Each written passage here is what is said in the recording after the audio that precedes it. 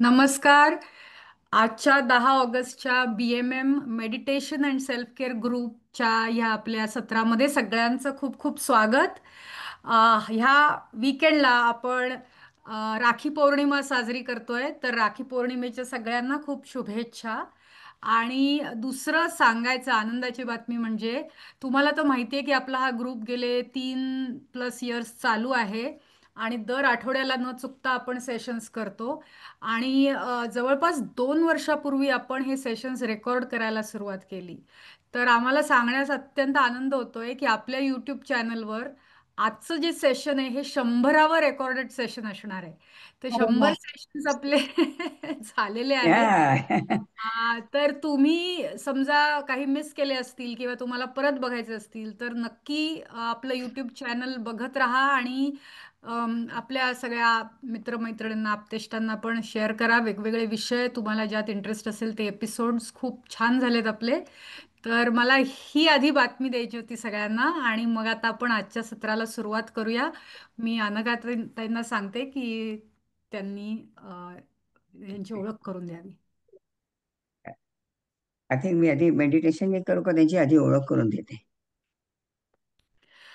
कसंही तुम्ही ठरवा. हां. कारण अजून म्हणजे लोक मेडिटेशनच्या मध्ये येतात म्हणून. तर अ, नमस्कार मंडळी, सगळेजण नमस्कार. आपली BMM फॅमिली, आजचा विशेष दिवस आहे कारण आपला 80वं रेकॉर्डिंग आहे. सॉरी, 100वं 100. रेकॉर्डिंग, 100वं रेकॉर्डिंग आहे. आणि त्याला आपल्या अतिशय अ, चांगल्या वक्त्या पण लाभल्या आहेत. आणि त्याचा आजचा टॉपिक पण बहिणाबाई, संत बहिणाबाई आहे. तेव्हा फार दुधच शर्करा रोग म्हणतात ना, तसा हा रोग योग आहे आपला आलेला. आणि अ, त्यामुळे आम्हाला सगळ्यांना प्रभाताई तुमची ओळख करून द्यायला फार आनंद होतो आहे. ओळख करण्याची खरं जरूर नाही. महाराष्ट्रात तर तुमचं फार मोठं नाव आहे. प्रभाताईंना अनेक पुरस्कार मिळालेले आहेत, त्याची मी आपल्या साईटवर माहिती टाकलेलीच आहे. आणि त्यांनी आता सांगितलं की साधारण 2000 मध्ये पैठण इथे त्या गेल्या होत्या. आणि तिथे त्यांना माऊलींचा साक्षात्कार झाला. आणि तेव्हापासून 25 वर्ष त्या या कार्याला त्यांनी आपलं वाहून घेतलेलं आहे. त्यांचा विषय आहे PhDचा संत आपुले जीवन. आणि त्यात त्यांनी संतांच्या साहित्याचा, त्यांच्या जीवनशैलीचा, त्यांनी आपल्या सामाजिक कार्याचा प्रचंड अभ्यास केलेला आहे. आणि त्याचं तेच कार्य हे सगळ्यांपर्यंत पोचावं या उद्देशाने गेली 25 वर्ष त्या काम करत आहेत. 500वर अधिक त्यांची व्याख्यानं महाराष्ट्र आणि महाराष्ट्राबाहेर पण झाली आहेत. अतिशय सुंदर गोड आवाजात हे सगळं त्या सांगतात. आणि दुसरं त्यांनी पुन्हा ग्रंथसंपदा पण बरीच केलेली आहे. तर आपला फार आनंदाची गोष्ट आहे की ते आपल्याला आज वक्त्या म्हणून इथे लाभले आहेत. आणि संत बहिणाबाईंचं चरित्रावर ते बोलणार आहेत. आणि त्याच्यापासून आपण काय शिकावं हे आपण जाणून घ्यायचं आहे. ही त्यांची तशी औपचारिक ओळख झाली. आता ह्याच्या पुढली ओळख थोडीशी करायची म्हणजे संस्कृतचे विद्वान पंडित प्राध्यापक ना. गद्रे यांची या कन्या, तिथपासूनच त्यांना हा वारसा मिळालेला आहे. आणि ज्येष्ठ व्यायामतज्ञ डॉक्टर अरुण दातार, आता आपण त्यांची ओळख करून दिली, यांची पत्नी. आणि ह्याच्याहून चांगली आणि जवळची ओळख म्हणजे माझी मैत्रीण अंजली रानडे, हिची ही वहिनी. ओके. आता मला वाटतं तुम्हाला सगळे त्यांची ओळख मिळाली असेल. तर आपण थोडं मेडिटेशनला सुरुवात करूया.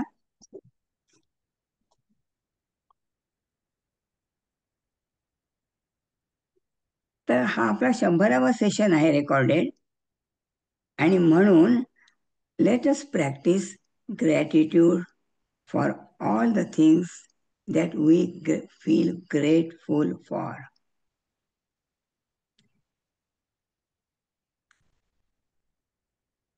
Don't force anything.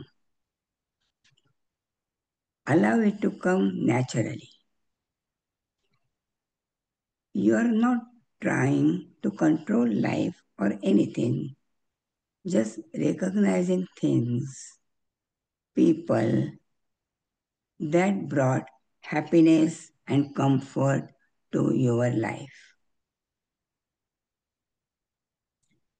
The studies have shown that practicing gratitude makes people more optimistic, generous, contented.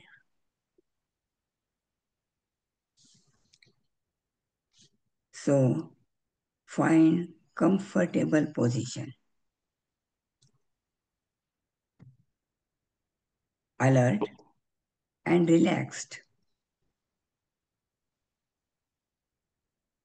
Close your eyes if you want, or soft gaze near your feet.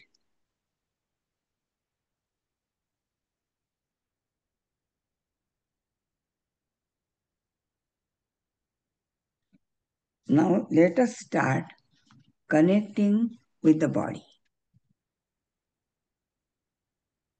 How are you, my body? Ask your body. What is the prevailing mood right now? Just know it. Body is a miracle of flesh and blood that keeps you present in this world. It keeps you alive. Life is never guaranteed, and you know that.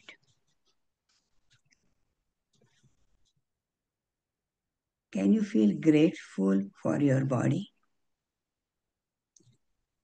Maybe certain particular parts of the body or the entire body hanging there with all the systems working well together.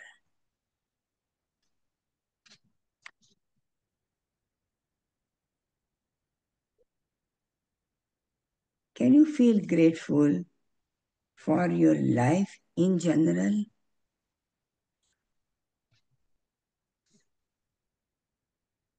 Don't stress if it is not coming out. Just thinking about gratitude also is helpful.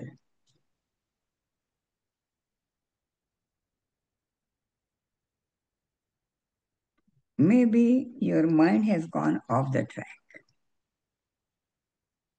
Mind does that very often. Just bring mind back to our natural gratefulness.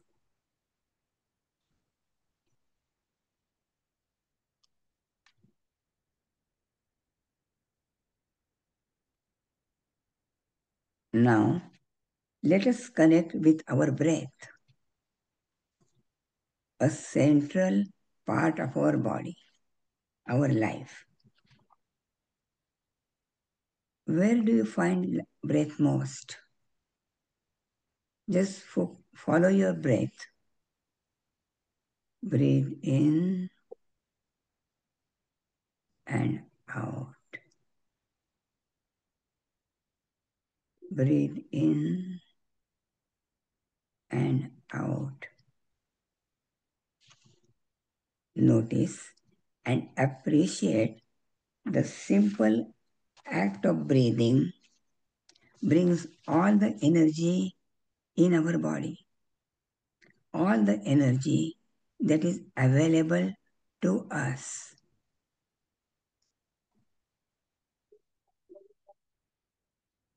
We can live without food for 15 days, without water for 7 days, but can't live without oxygen more than 5 minutes. Can you be thankful for your breath?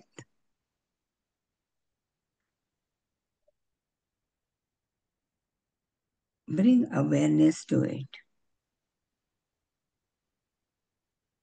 Express your gratefulness for the breath. You can do this any time during the day. Just become aware of your breath and express your gratefulness, whatever you want to express, wherever you want to express.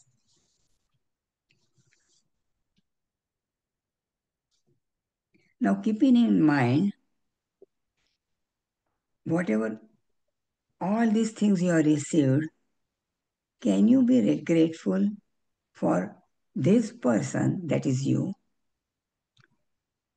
who has received all these things from the world, from your life? Cultivating gratitude for self sometimes feel awkward for some people. Know that gratitude pulls away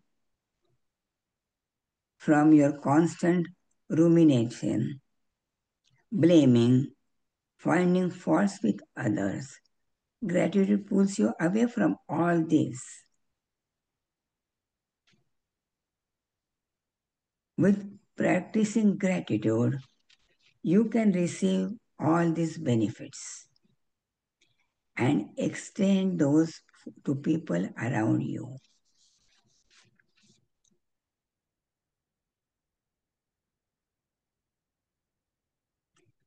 Before ending this session,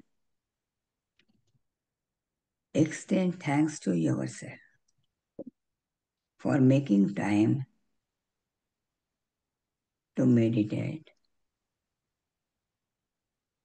to cultivate and feel gratitude for yourself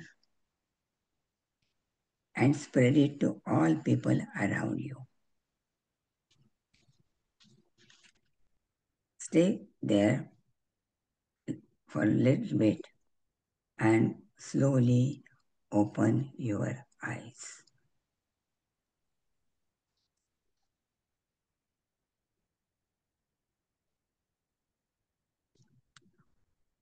Acha. Over to you, Prabhatai.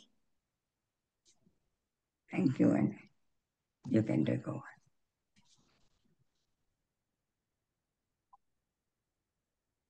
प्रार्थनेने सुरुवात करते. सर्वेपि सुखिनः सन्तु, सर्वे सन्तु निरामयाः, सर्वे भद्राणि पश्यन्तु, मा कश्चित् दुःखमाप्नुयात्. ओम शांति शांति शांती. नमस्कार सगळ्यांना. ध्यानाने इतकं शांत आणि सोज्वळ वाटलं की याच्या पुढे आपल्याला काही बोलायचंय याचाच खरं तर मला विसर पडला, पण लगेचच भानावर आले. आपण सगळ्या ध्यान मंडळातल्या सख्यांनो, आपल्या अंतःकरणातील गुणांना आणि देवत्वाला मी अत्यंत प्रेमपूर्वक वंदन करते आणि आजच्या माझ्या विषयाकडे वळते. आज विषय असा घेतलेला आहे की कवयित्री बहिणाबाई चौधरी. मला सुरुवातीलाच एक स्पष्ट करावंसं वाटतं की जगद्गुरु तुकाराम महाराजांची शिष्या संत बहिणाबाई, तिला महायोगिनी बहिणाबाई असं म्हणतात. ती 17व्या शतकातली आहे आणि तिचा पारमार्थिक अधिकार इतका मोठा होता की तिला मृत्यूशय्येवर स्वतःचे 12 आधीचे जन्म दिसले आणि ते तिने सगळे आपल्या विठ्ठू या मुलाला सांगितले आणि त्याने ते लिहून काढलं. आणि पारमार्थिक इतिहासातली ही एकमेव गोष्ट अशी आहे की मृत्यूशय्येवर एखाद्या संत कवयित्रीला आपले 12 जन्म दिसून ते आत्मनिवेदन लिखाण आज आध्यात्मिक इतिहासात प्रसिद्ध आहे. तिचंही जीवन समजून घेण्यासारखं आहे. पण आज मी जी बोलणार आहे ती जळगाव पासून आसोद नावाचं जे गाव आहे, ज्या गावात या काव्य सरिताचा जन्म झाला, ती बहिणाबाई चौधरी. तिच्या गाण्यातून आपल्याला तिचं जीवन समजून घ्यायचंय, कारण तिचं जगणं आणि तिची गाणी किंवा ज्याला कविता असं म्हटलं जातं, यात द्वैत नाहीच आहे. तिच्या अनुभवाची सगळी ही गाणी झालेली आहेत. त्यामुळे या बहिणाबाईची चरित्रगाथा ऐकता ऐकता मला सतत असं वाटतं की आपल्यातल्या प्रत्येकाला त्या गाण्यांमध्ये आणि तिच्या जीवन प्रवासात आपलंच प्रतिबिंब कमी जास्त पडतंय की काय, असा आनंद मिळतो आणि तिच्याशी एक प्रेमाचं नकळत नातं जुळून येतं. माझी आणि या बहिणाबाईचं नातं मायलेकीचं नातं आहे. ती माझी आई होऊन गेली खूप 50-52 वर्षांपूर्वी. सहजीवनाच्या सुरुवातीलाच भगवंतानी प्रसादाच्या रूपाने एक फार मोठं संकट दिलं आणि 2.5-3 वर्षाचा तो काळ खरं तर अत्यंत वाईट गेला असं म्हणता येईल. वयही लहान होतं, 24 वर्षाचं वय होतं. हॉस्पिटलमध्ये आम्ही 1.5 वर्ष होतो आणि तेव्हा माझे वडील संस्कृतचे विद्वान पंडित, आयुष्यभर त्यांनी ज्ञानेश्वरी आणि गीता शिकवली. ते मला सांगत होते की घाबरून जाऊ नको, दुःखी होऊ नको, ज्ञानेश्वरी वाच, दासबोध वाच, तुकाराम गाथा वाच. मी वाचत होते पण ती आत काही उतरत नव्हती. आणि त्या काळात 72-73 साली माझ्या हातात या बहिणाबाई चौधरीची गाणी पडली आणि खरंच अंतर्बाह्य मी पूर्णपणे बदलून गेले. मला ओळख झाली, कर्तव्याची जाणीव झाली, जबाबदारीची जाणीव झाली आणि कसं वागायला पाहिजे ही त्या गाण्यातून मला ती सांगत होती. त्यामुळे तेव्हाच तिने मला असं सांगितलं की आयुष्यात प्रत्येक पातळीवर स्थैर्य आलं की मग तू जे जे आपणासे ठावे ते सकलांचे द्यावे, शहाणे करून सोडावे सकल जन. या न्यायाने, या विचाराने तुझं हे जे तुला जी मदत झाली गाण्यांची ती इतरांपर्यंत पोहोचव. आणि म्हणून गेली 25 वर्ष माझा हा प्रवास बहिणाबाईच्या गाण्यांपासून सुरू झाला. त्या बहिणाबाईला मी वंदन करते आणि सुरुवातीला असं म्हणते, माझे आई बहिणाबाई, माझे आई बहिणाबाई, तुझे मुखी देव बोली, गीत तुझे गाता गाई, मन आनंदाचे डोही, मन आनंदाचे डोही. अशी ही तिची गाणी माझ्या जीवाची खरं तर सोबत होऊन गेली. या बहिणाबाईचा जन्म जळगाव पासून अगदी हाकेच्या अंतरावर असलेलं आसोद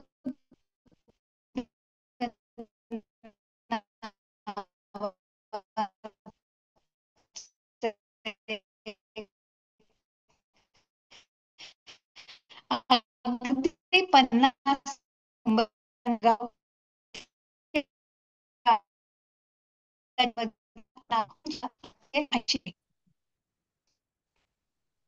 वडील आणि आई यांच्यातील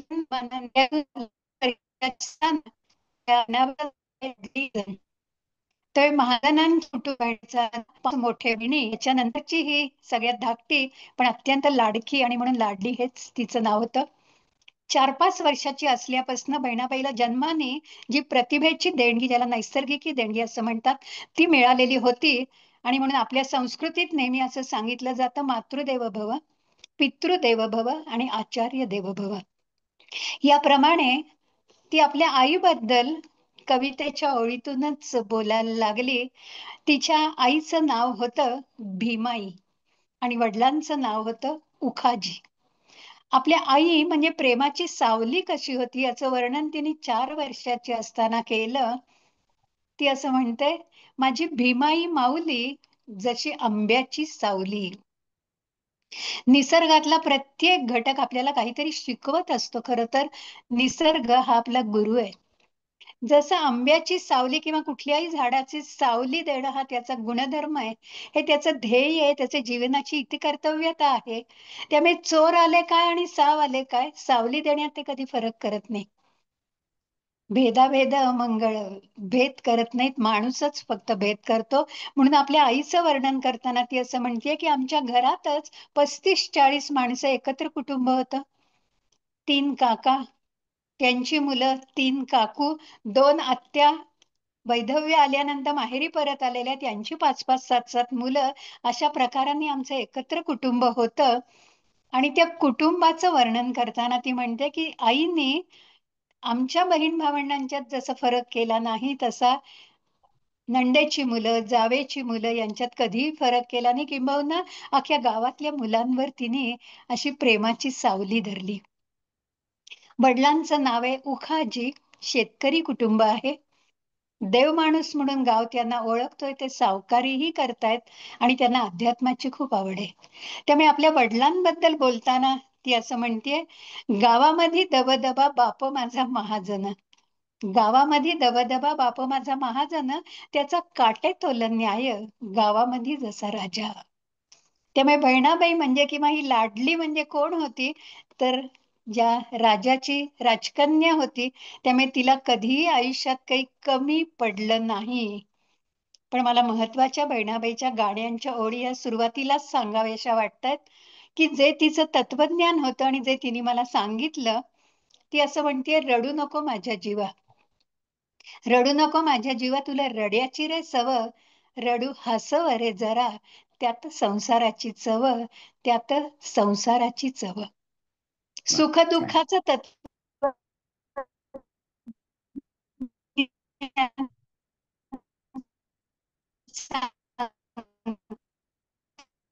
का गं हे?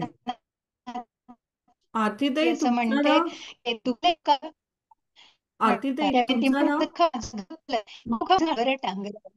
काय आरतीताई तुमचा ना काय इंटरनेटचा तुमचा बहुतेक इंटरनेटचा थोडा इश्यू येतोय. कारण तुमचं मधलं जे हं, बोलणं आहे ना, ते चॉप होतंय. हा, बरं. ते चॉप होतंय मध्ये. पण कशामुळे मला चालू आहे व्यवस्थित. हा, तर थोडस तुम्ही मध्ये मध्ये कुठं थोडस ते विरतंय मधलं बोलणं. हां. जास्त शब्द ऐकू येत नाहीयेत का? हा. मध्ये मध्ये नाही येत आहे. हो का? पण काय हां. माझ्या इथे इंटरनेटचाच काही प्रॉब्लेम असेल तर, नाही बरं, तर काही खरं अडचण काही बरं, बरं, नाहीये. बरं. हा. त्यामुळे अशी ही बहिणाबाई एकत्र कुटुंबात वाढली. आपल्या घराचं वैभव सांगताना ती असं म्हणतीये, की आमच्या ओवरीमध्ये 15-20 बुटांचे जोड कायम असायचे. म्हणजे आल्या गेल्याचं ते घर होतं. असं माणसांची ये जा ज्या घरात होती, अशा बहिणाबाईचा जन्म महाजन घराण्यात अत्यंत आनंदात गेला. म्हणजे पैशाची श्रीमंती किती होती हे ते कधी सांगत नाही, पण संस्कारांची आणि शाश्वत मूल्यांची श्रीमंती मात्र तिला होती. अवघ्या 13व्या वर्षी बहिणाबाईचा विवाह जळगावच्या चौधरी कुटुंबात झाला आणि उंबऱ्यावरचं माप ओलांडून ती चौधरी कुटुंबात आली. चौधरी कुटुंब ही शेतकरी कुटुंब होतं. त्यांच्याही घरची सावकारी होती. एकत्र कुटुंब होतं. पण लवकरच तिच्या विवाहानंतर 2-4 वर्षात ते सगळे विभक्त झाले. आणि बहिणाबाई एका वाक्यात फक्त गाण्यातनं असं सांगते, की या विभक्त कुटुंबानंतर माझ्या मागे सतत संकटांचा ससेमिरा लागला. ती असं म्हणते, संकट यायला लागली ना, की ती दश दिशांनी येतात आणि ती भोवऱ्यासारखी आपल्याला गरगर फिरवतात. पण संकट देणारा जसा भगवंत असतो, तसा संकटातून बाहेर काढणारा, आपल्याला शक्ती देणारा, त्या संकटावर मात करणारा देखील कोण असतो? तर तो भगवंत असतो. म्हणून आयुष्यात भगवंतावर श्रद्धा पाहिजे. श्रद्धा नसेल तर आपलं आयुष्य लटपटीत होऊन जातं. पण तिने या सगळं आपल्याला सांगताना देवाच्या काही व्याख्या केलीत. फार सुंदर व्याख्या केली आहेत. म्हणजे माझा माऊलींचा तत्वज्ञानाचा अभ्यास आहे, दासबोधामुळे समर्थांचा आहे, तुकोबांची गाथा आहे, नामदेवांची गाथा आहे, सगळ्यांचाच आहे. त्यामुळे कर्मयोग, ज्ञानयोग, हे सगळे योग, राजयोग सांगताना ते थोडंसं आपल्याला समजायला अवघड जातं. पण बहिणाबाई ही इतक्या सोप्या आणि सुंदर भाषेत आपल्याला सांगते. ती असं म्हणते, ज्याच्या हाताला घट्टे त्याला देव भेटे, काम करता करता देखत देवाजीचं रूप. त्यामुळे कष्टात देव असतो. निराळी पूजा, उपासना, आराधना करायलाच पाहिजे असं नाही. कर्मकांड तर अजिबात करू नका. त्यामुळे कष्ट, प्रामाणिकपणे केलेले कष्ट आणि सत्यात आपल्याला देव भेटतो, असं बहिणाबाई आपल्याला सांगते. दुसरी व्याख्या तिने असं केलंय, एकीकडे जगद्गुरु तुकाराम महाराजांनी असं म्हटलंय, की आई वडील ही देवाची रूप आहेत. त्यामुळे त्यांच्यातच आपल्याला घरात जन्मापासून देव भेटतो. आणि म्हणून ती असं म्हणते, देव कुठे, देव कुठे. देव कुठे भरीसनी जो उरला, अरे उरीसनी माझ्या माहेरात सामावला. ते माहेरची ओढ प्रत्येकाला कशी असते हे बहिणाबाईच्या या तत्वज्ञानातनं गाण्याच्या ओळीतून आपल्याला समजतं. पुढे ती असं म्हणते, डोये मिटले मिटले. डोये अहिराणी बोलीत बहिणाबाईची गाणी आहेत. त्यामुळे त्याच्यात ळकार नाहीये, डोळेच्या ऐवजी डोये यकार आहे. डोये मिटले मिटले स्वतःला भी विसरला, अरे अंधाऱ्यात त्याला देव दिसला भेटला. जसं तुकाराम महाराजांनी व्याख्या केली आहे, जे का रंजले गांजले त्यासी म्हणे जो आपुले, तोची साधू ओळखावा देव तेथेची जाणावा. तसं बहिणाबाई असं म्हणते, सदा जगाच्या कारणे चंदना परी धसला, अरे स्वतःमध्ये त्याला देव दिसला भेटला. निसर्गात तिला देव भेटतोय, निसर्गाची लिपी ती वाचतीये आणि तिला सगळ्यात महत्वाचं रोज दर्शन देणारा देव जर का कुठलं वाटत असेल तर तो म्हणजे सूर्यनारायण. जो रोज आपल्याला दर्शन देतो, त्यामुळे हिरीदातच सूर्य बापा दावी देवाचं रूप, असं बहिणाबाई आपल्याला सांगते. त्यामुळे या दृष्टीने बहिणाबाई अत्यंत श्रद्धाळू आहे असं आपल्याला म्हणता येईल. या बहिणाबाईने कधी शाळेचं तोंडही बघितलं नाही. खरं तर ती निरक्षर आहे, अक्षर ओळखही तिला नाहीये. तिची गाणी तिने लिहिलेली नाहीयेत कारण तिला लिहिता वाचताच येत नव्हतं. तर तिचे धाकटे चिरंजीव आपल्याला माहिती आहे, जे कवी म्हणूनच महाराष्ट्राला किंवा महाराष्ट्राबाहेरही माहिती आहेत, सोपानदेव चौधरी. त्यांनी आपल्या आईची गाणी एका चोपडीमध्ये लहानपणापासून त्यांना जशी आठवली तशी तशी लिहून काढली, किंवा आई जात्यावर बसली की गाणी गायला लागायची, ओव्या गायला लागायची, आणि ती बहिणाबाईंनी सोपानदेवांनी आपल्या ह्याच्यात लिहिलेली आहेत. बहिणाबाईचे खूप सुंदर गाणं आहे.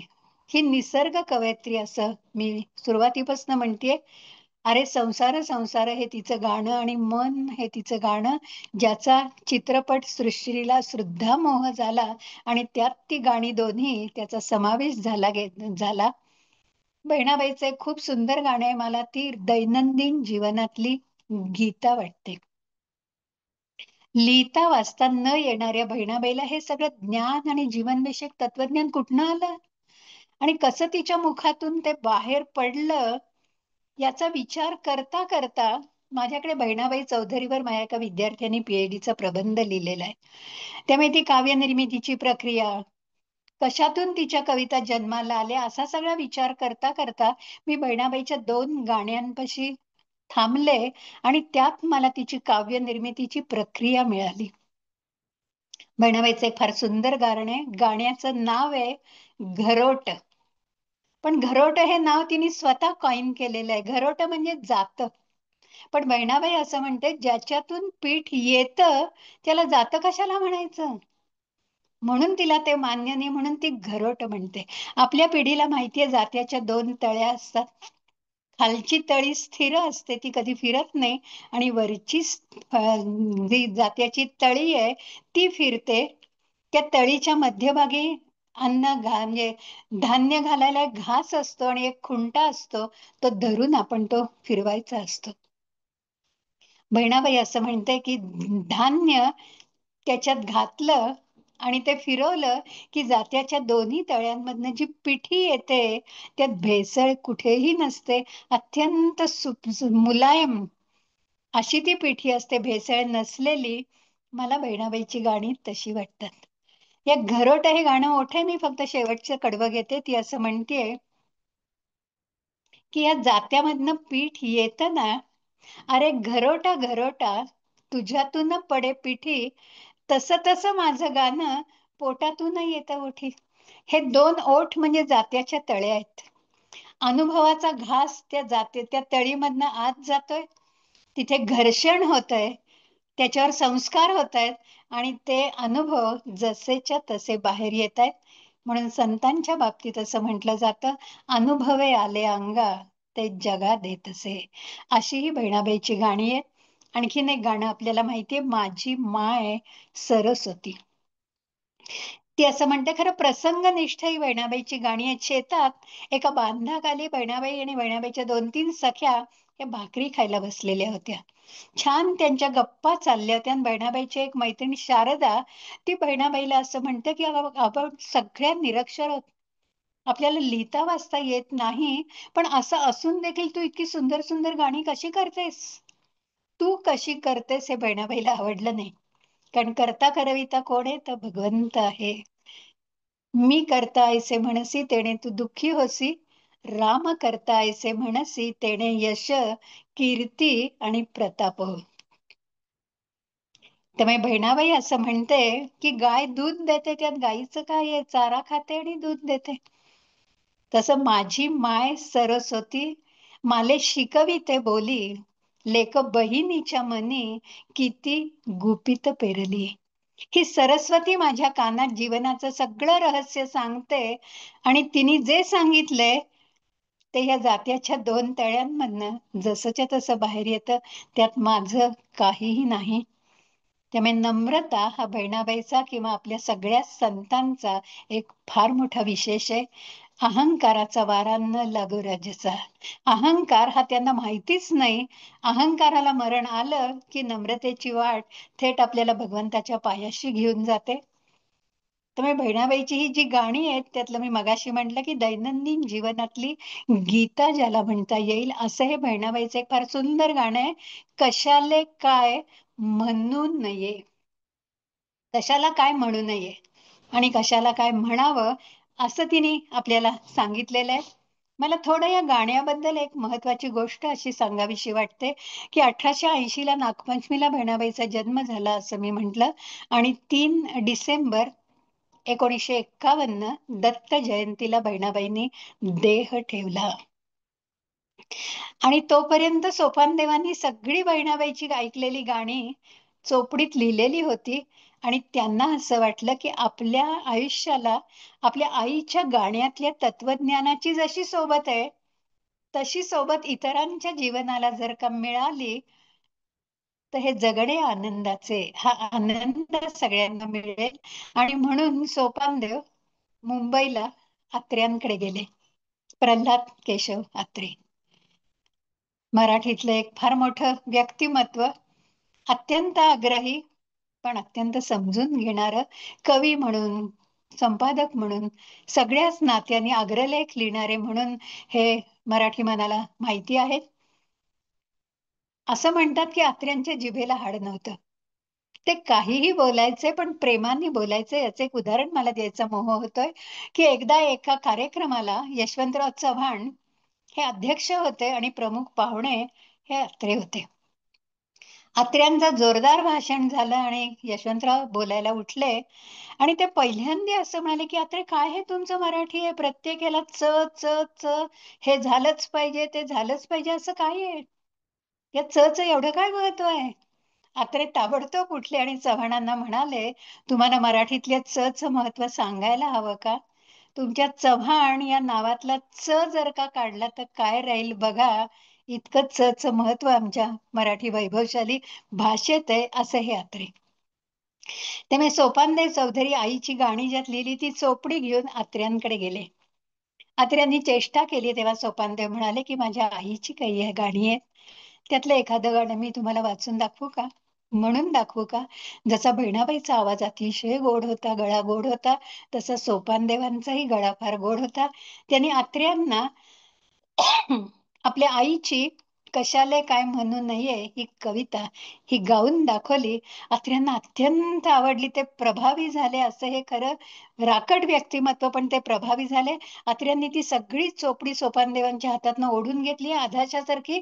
अर्धा पाऊण तास सगळी गाणी वाचून काढली, चोपडी बंद केली, सोपानदेवांना म्हणाले, अरे हे मराठीतलं फार मोठं धन आहे, हा शेतात सापडलेला मोरांचा हंडा आहे, हे माझघरातलं धन आहे, जे जुन्यातही चमकेल आणि नव्यात झळकेल. आपण ही गाणी मराठी मनापर्यंत पोचवायलाच पाहिजेत. 51 साली बहिणाबाईंनी देह ठेवला आणि दत्त जयंती, 52 साली बहिणाबाईची गाणी म्हणून हा काव्य संग्रह किंवा गाण्याचा संग्रह अत्र्यांनी प्रस्तावना लिहून हा लोकांसमोर आणला, ज्याची आज 42वी आवृत्ती निघालेली आहे. म्हणजे बहिणाबाईची गाणी ही मराठी वाङ्मयाच्या इतिहासातलं एक चमत्कार आहे असं आपल्याला म्हणायला लागेल. ती शाळेत गेली नाही, पण सगळ्या संतांच्या ऋषीमुनींच्या मुक्त विद्यापीठात तिने मला वाटतं सगळ्या पदव्या पादाक्रांत केल्या. अत्र्यांना ज्या गाण्याचा मोह झाला, ते गाणं काय असेल याची उत्सुकता आपल्या मनात नक्की असेल. ते गाणं खूप मोठं आहे, पण मी थोडं वाचून दाखवते. मला असं वाटतं बहिणाबाईंनी यातलं तत्वज्ञान जे सांगितलेलं आहे ते महत्वाचं आहे. त्या दृष्टीने या गाण्याकडे बघायला पाहिजे की आपल्या प्रत्येक कृतीत आपण भगवंत कसा जोडला पाहिजे, किंबहुना आपली प्रत्येक कर्मयोग हा नामयोग कसा व्हायला पाहिजे. आपली प्रत्येक कृती, आपल्या शरीरातले प्रत्येक अवयव हे भगवंताची पूजा अर्चा करण्यासाठी कसे आहेत, हे तत्वज्ञान बहिणाबाईंनी या गाण्यात सांगितलंय. आणि या गाण्यात आणखीन एक महत्वाचा विचार आहे की हे माणसा, तू कसा दिसतोस यापेक्षा तू कसा आहेस याला जास्त महत्व आहे. काय भुललसी वरलिया रंग, उसडोंगा परी रस नाही डोंगा. तुमचं अंतरंग कसं आहे याला महत्व आहे. आणि तुमच्या अंतरंगातल्या भावभावना या तुमच्या कृतीतून सहजपणे व्यक्त होत असतात. या अर्थाने बहिणाबाईचं हे गाणं फार सुंदर आहे.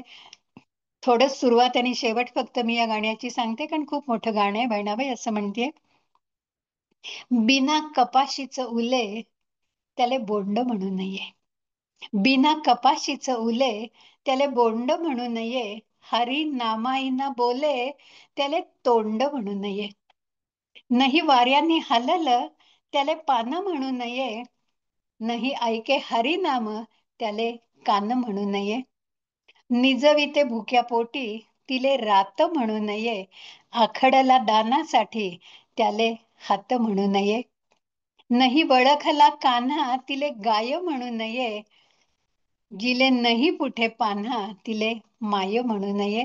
असं म्हणत म्हणत शेवटी ती असं म्हणते, ज्याच्यामध्ये नाही भाव त्याले भक्ती म्हणू नये, ज्याच्यामध्ये नाही चेव त्याले शक्ती म्हणू नये. मला समर्थ रामदासांनी भक्तीला जी शक्तीची जोड काळाच्या गरजेप्रमाणे दिली, बहिणाबाई देखील शक्ती आणि भक्ती यांच्या मिलनातून आपली गाणी यांच्यातल्या एकत्रीकरणातून आपल्या गाण्यांचा तिचा प्रवास सुरू झालेला आहे. मग अशी मी अहंकाराबद्दल बोलले. अहंकार हा फार मोठा शत्रू आहे. अहंकारी माणसं कोणालाच नको असतात, पण आपला मीपणा, मी म्हणणाऱ्यांचा सुद्धा जात नाही. तर आपल्या सर्वसामान्य माणसांची काय कथा, मी केलं, मला हे आवडतं, मला हे अजिबात आवडत नाही, मला ती माणसं नको वाटतात, हा अहंकारी आहे, अशा प्रकारांनी सतत आम्ही निंदा आणि टीका करत असतो. पण अंतर्मुख होऊन स्वतःचाच जर का विचार केला तर मीही किती दोषांची आगर आहे हे आपल्या लक्षात येतं. त्यामुळे अहंकारावरचं बहिणाबाईचं गाणं हे फार सुंदर गाणं आहे. मी या बहिणाबाई चौधरीला देखील संत बहिणाबाई म्हणते, कारण संत ही कोणी व्यक्ती नसते, ती एक वृत्ती आहे, जी वृत्ती इतरांच्या मनाला साथ घालते आणि त्यांना जीवनाचं तत्वज्ञान सहजपणे आपल्या अनुभवातून सांगते. त्याला मी संत म्हणते, म्हणून ही पण संत कवयित्री आहे. मी कोण या गाण्यात बहिणाबाई असं म्हणते, मी नाही त्याचं निरूपण करत, तुम्हाला सहजपणे समजेल. अरे मी कोण आला मानस आला ताठा, सर्वात दुनियेत आहे माझ्याहून कोण मोठा. अरे मी कोण बोले भुकेल मी पण, तवा तोंडातला घास म्हणे तू कोण तू कोण. अरे मी कोण जेव्हा लागली तहान, तेव्हा पाण्याचा घुटका म्हणे मी कोण मी कोण. अरे मी कोण लागे ठसका जोराने, तेव्हा घशातला घास म्हणे तू कोण तू कोण. सर्व्या दुनियेचा राजा म्हणे, सर्व्या दुनियेचा राजा म्हणे तू कोण तू कोण. अशा ज्याच्या मी पणाले मसनात सिंहासन. त्यामुळे अशी माणसं कोणालाही नको असतात, यांनी मसनातच आपलं सिंहासन घालून बसावं असं बहिणाबाई सांगते. त्यामुळे समाजात रागीट माणसं, अहंकारी माणसं आणि जाता येता सगळ्यांची निंदा करणारी माणसं कोणालाही नको असतात. हे सगळे आपले शत्रू कसे आहेत हे बहिणाबाईंनी आपल्या या सगळ्या गाण्यांमध्ये सांगितलेलं आहे. संत मुक्ताबाई, संत जनाबाई, संत वेणास्वामी, बहिणाबाई चौधरी, कान्होपात्रा अशा असंख्य स्त्रिया आहेत ज्यांनी स्त्री जीवनाबद्दल खूप आपल्याला काय काय सांगून ठेवलेलं आहे. पण मला बहिणाबाई ही आता मी जे गाणं आपल्याला सांगणार आहे त्यात स्त्री जन्माचा इतका सहज सोपा सुंदर अर्थ सांगणारी अन्य कुठलीही संत कवयित्री नाही असं मला या गाण्यावरनं म्हणावं असं वाटतं. परत प्रसंगनिष्ठ गाणं आहे. गाण्याचं नाव आहे योगी आणि सासूरवाशीण. त्यामुळे योगी आणि सासूरवाशीण हे कसं आहे की त्या शेतातल्या बांधाखाली सगळ्या त्या सख्या गप्पा मारत, शिळोप्याच्या गप्पा मारत बसलेत. अक्षय तृतीयेचा सण जवळ आलेला आहे आणि इतक्या छान गोड गप्पा त्यांच्या चाललेल्या आहेत की आता भाऊराया वडिलांचा निरोप घेऊन आपल्याला न्यायला येईल आणि मग सणावारालाच आपल्याला माहेरी जाता येईल. आता उचलली बॅग आणि चालले माहेरी हा प्रकार त्या काळात 100-125 वर्षापूर्वी नव्हता. त्यामुळे बहिणाबाई आणि तिच्या मैत्रिणींच्या ह्या गप्पा चाललेत. त्या आपल्या गप्पात इतक्या रंगून गेलेल्या आहेत की त्या ज्या बांधाच्या जवळ बसलेत त्या बांधावर एक योगी ध्यान लावून बसलेला आहे. बहिणाबाईच्या गाण्यात कधी कधी नर्म विनोदही आपल्याला बघायला मिळतो. 7 मजली हसणं नाहीये, पण हसविता हसविता शिकविते रे अक्कल या प्रकारचा बोध तिच्या गाण्यातनं आहे. त्यामुळे त्या योग्याला भयंकर राग येतो. बहिणाबाई इथेच म्हणते, एकीकडे ध्यान बसलेला योगी, ध्यान लावून बसलेला आणि त्याला राग येतोय. याचंच तिला आश्चर्य वाटतं. हेच काहीतरी परस्पर विरुद्ध आहे असं तिला वाटतं आणि म्हणून ती त्या योग्याकडे बघतीये की याला राग कसा येतोय. तर तो योगी अत्यंत रागवून या सगळ्या बायकांना म्हणतोय, बसलो मी देवध्यानी काय मध्ये संकट, बंद कर बाई तुझ्या तोंडातील वटवट. स्त्री विश्व सासर आणि माहेर. सासरी कितीही सुखात असलो म्हणजे असतोच तरी माहेरची आठवण येतेच. कारण आई वडील तुळस लावतात त्याला मंजिऱ्या सासरी येतात, पण तरी माहेरची आठवण हा स्त्रीचा फार मोठा एक वैचारिक, मानसिक, सांस्कृतिक ठेवा आहे असं आपल्याला वाटतं. आणि म्हणून तो म्हणतोय, बसलो मी देवध्यानी काय मध्ये संकट, बंद कर बाई तुझ्या तोंडातील वटवट. एवढं म्हणून त्याचं समाधान होत नाही. तो पुढे असं म्हणतोय, प्रश्न विचारतोय, माझं माहेर माहेर सदा गाणं तुझ्या ओठी. माझं माहेर माहेर सदा गाणं तुझ्या ओठी, मग माहेरून आली सासर आले कशासाठी. तुम्ही बायका आयुष्यभर माहेरीच का नाही राहत, कशाला सासरी येता. बहिणाबाईला हे आवडलेलं नाहीये. ती म्हणते ठीक आहे, या योग्याला आपण आपल्या पद्धतीने उत्तर द्यायला पाहिजे. आणि म्हणून ती अत्यंत प्रेमाने तिचा सोज्वळ सुंदर आवाज, गोड गळा, त्यातनं ती त्याला म्हणते, अरे लागले डोहाये, अरे लागले डोहाये, सांगे शेतातील माटी, तकार नाहीये टकारे, सांगे शेतातील माटी, गाते माहेराचं गाणं, लेक येईल रे पोटी. योग्याला आणखीन राग येतोय की मी प्रश्न विचारलाय वरमान करून ही स्त्री असून मला उत्तर देते. तो पुरुषी अहंकार योग्याला आणखीन संतापजनक वाटतोय. मग मात्र आपले संत असे आहेत की ते एकीकडे कुसुमाहून कोमल आहेत पण वेळ आली तर वज्राहून कठीणही आहेत. बहिणाबाई म्हणते याला याच्याच भाषेत आता आपल्याला उत्तर द्यायला पाहिजे. आणि बहिणाबाईच्या या 4 ओळी पारमार्थिक इतिहासात कायमच्या लिहिल्या गेल्या स्त्री जन्माचा अर्थ सांगणाऱ्या या सगळ्या ओळी आहेत बघा. ती असं म्हणतेय, दे रे योग्या ध्यान, दे रे योग्या ध्यान, ऐक काय मी सांगते, लेकीच्या माहेरासाठी माय सासरी नांदते. केवढा स्त्री जन्माचा हा सुंदर अर्थ बहिणाबाईंनी या ठिकाणी सांगितलेला आहे. बहिणाबाईची खूप गाणी आहेत, 36 एकंदर गाणी आहेत. वेळाभावी मी सगळी आपल्याला नाही सांगू शकत. फक्त तिच्या गाण्यातली जी विविधता आहे ती मी आपल्याला सांगते. म्हणजे बहिणाबाईचं एक सुंदर गाणं आपल्याला सगळ्यांना माहितीये, सुगरणीचा खोपा. काय सुंदर त्या सुगरण पक्षिणीने आपला खोपा म्हणजे आपलं घरटं विणलेलं आहे ते झाडाला उलट टांगलेलं आहे. ती धान्य अन्न आणण्यासाठी बाहेर पडते, पण सगळा जीव त्या घरट्यात, जी पिलं तिची निजलेली आहेत त्याच्यातच तिचा सगळा जीव आहे. हे खरं मातृत्व, हे स्त्री जन्माचं एक फार मोठी भगवंतांनी तिला दिलेली ठेव आहे. आणि ते या गाण्यात त्यांनी सांगितलेलं आहे. सबंध या गाण्यात माणसाला काहीतरी संदेश देण्याची शक्ती या गाण्यात आहे. बहिणाबाई असं म्हणते, अरे स्वार्थी माणसा, सता मतलबी माणसा, कधी होशील तू माणूस, अरे मानसा मानसा कधी होशील तू माणूस.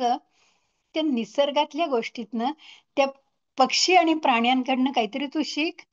ते तुला खूप महत्वाचा संदेश देत आहेत. आणि तो संदेश बहिणाबाईंनी सुगरणीचा खोपा यात सांगितलेला आहे.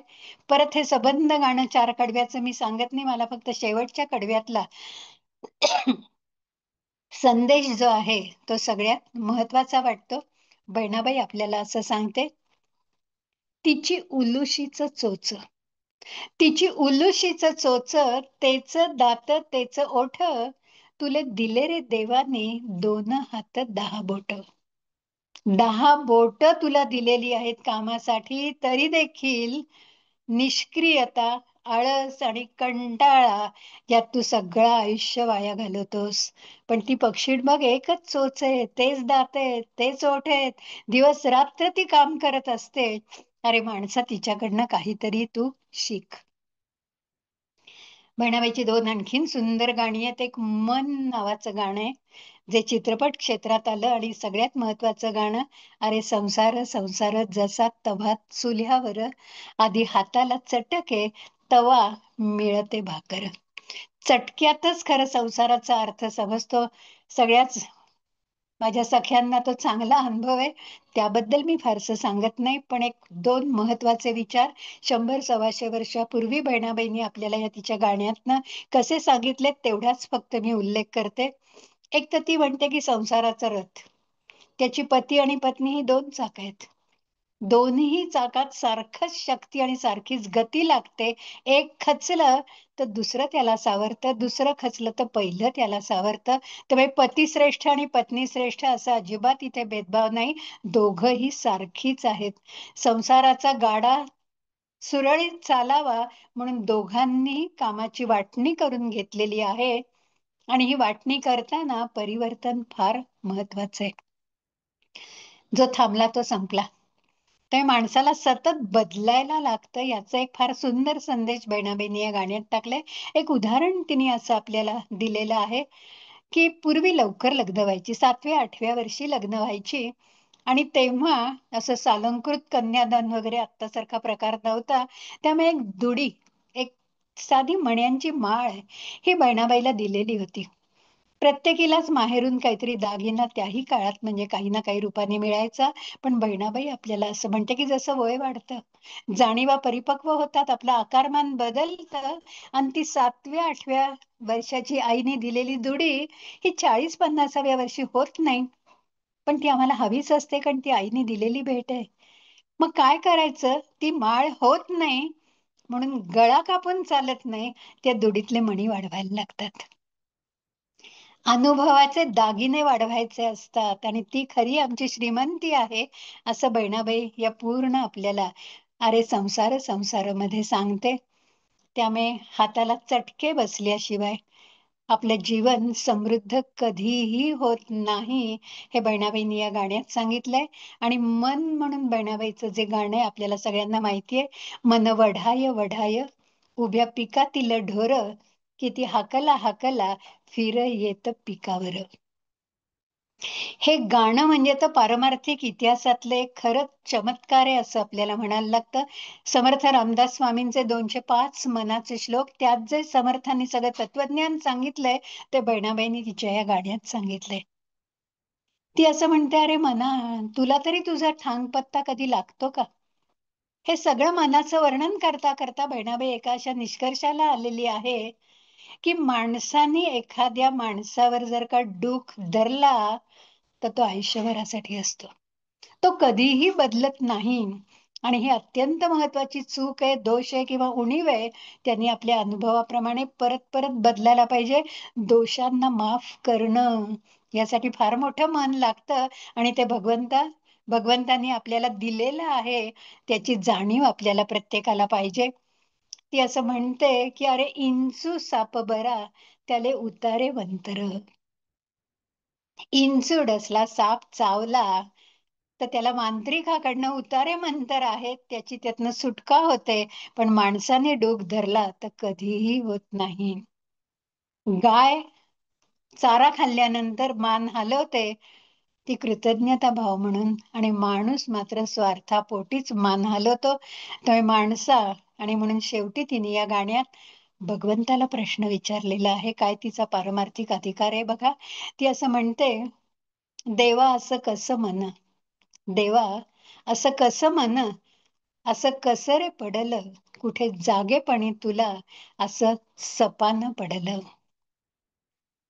भगवंताला प्रश्न विचारणे आणि मनाचा शोध घेणारी बहिणाबाई ही नक्कीच तत्वज्ञान सांगणारी कोणीतरी संत कवयित्री आहे असं आपल्याला वाटतं. आणखीन 2 बहिणाबाईच्या कवितांचा उल्लेख करते आणि तिच्या गाण्यांमधली विषयांची जी विविधता आहे, तिची जी खासियत आहे, तिची जी वैशिष्ट्ये आहेत, त्याच्याकडे वळते. बहिणाबाईचं 13व्या वर्षी लग्न झालं आणि 27व्या वर्षी तिला वैधव्य आलं. अचानक एका रात्री सगळा संसाराचा खेळ खंडोबा होऊन गेला. पूर्वीच्या काही मूठ मारली वगैरे असं जे म्हणायचे, हार्ट अटॅक आला आता आपण म्हणतो, तसं काहीतरी झालं आणि एका रात्रीत होत्याचं नव्हतं झालं. वैधव्याची कुऱ्हाड बहिणाबाईच्या मनावर कोसळली, पण त्यातनं देखील ती अत्यंत समर्थपणे उभी राहिली. ती असं म्हणते, लपे करमाची रेखा माझ्या कुंकुवाच्या खाली, पुशीसन गेलं कुंकू, रेखा उघडी पडली.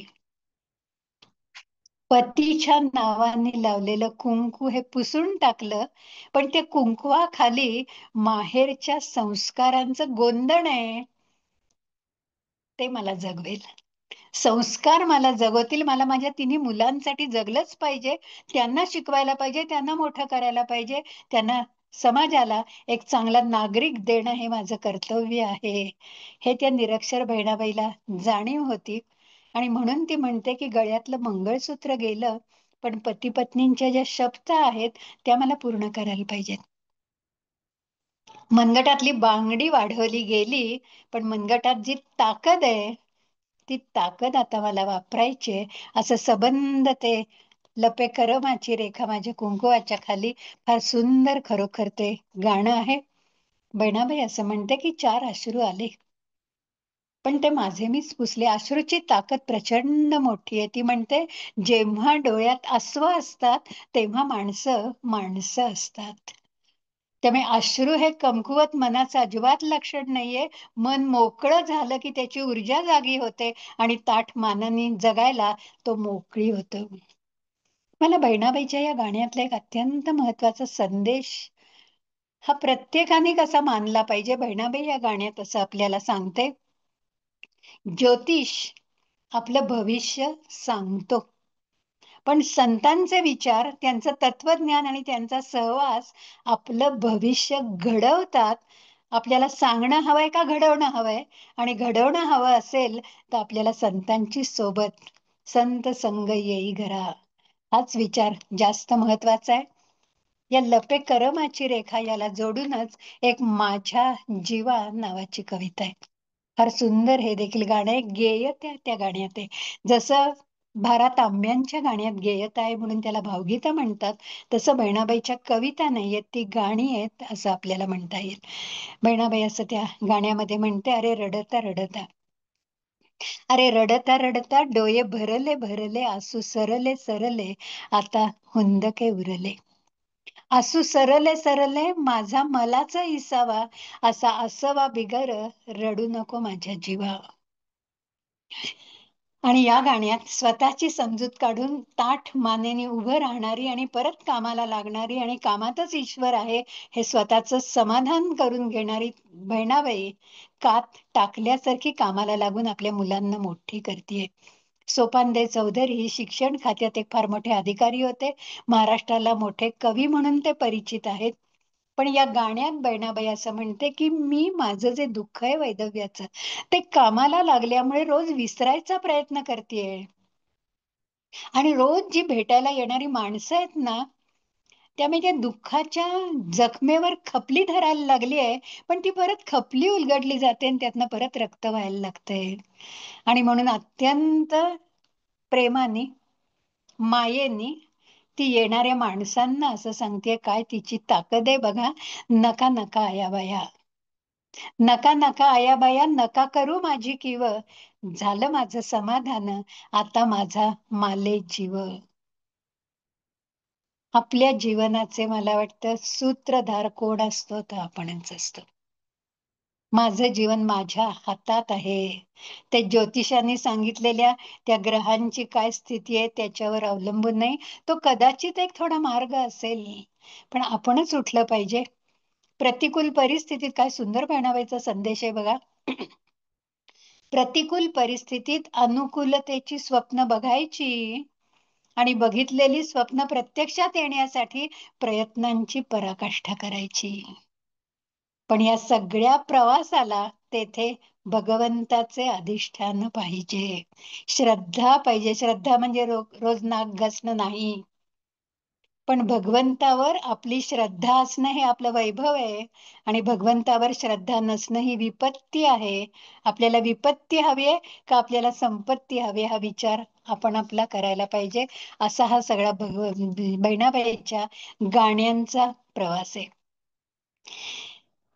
बहिणाबाईच्या गाण्यातली विविधता सांगते. गाणी खूप आहेत, सगळीच गाणी सुंदर आहेत, त्यामुळे किती त्याच्याबद्दल बोलावं ते खरंच थोडंच आहे असं म्हणायला लागेल. बहिणाबाईच्या काही म्हणी आहेत. मला वाटतं म्हणी हा बायकांच्या ओच्यातला खजिना आहे.